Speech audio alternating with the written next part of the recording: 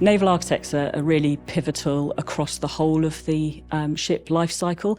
In fact, when you want to implement a sustainable solution into a ship, the cheapest way of doing that is doing it at that really early concept and early stage design point. Later on in life, it becomes more expensive, it becomes more difficult. There are some solutions, and those are probably the ones that are being taken up more, where actually there's also a cost benefit as well as an environmental benefit. The challenge will be around where things cost more and there's no target in place to drive behaviours. The bit that makes me most optimistic actually is the fact that we have all these young people coming in who are very, very focused on wanting to have a sustainable maritime economy.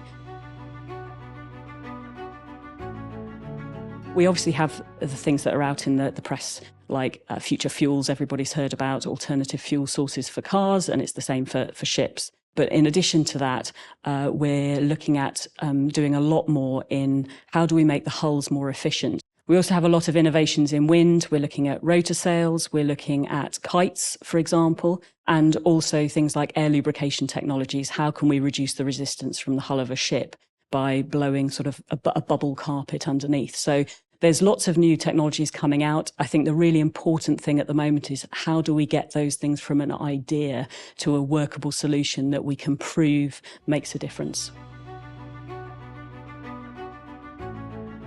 We have to recognise that if we're going to make a difference, we have to start today. You know, we can't still be waiting for the right innovation or the perfect solution to come up. And that means retrofitting things into existing ships and making sure we have new innovations in ships that we're building. When you look across a lot of the media these days, you often see people talking about just wind or just air lubrication or just future fuels or just even nuclear in commercial maritime. But we're not looking enough at how do we combine those technologies to get the best solution for a particular vessel. I think that's where we want to foster more partnerships, perhaps have more leadership in government in order to get those solutions combined and onto our vessels.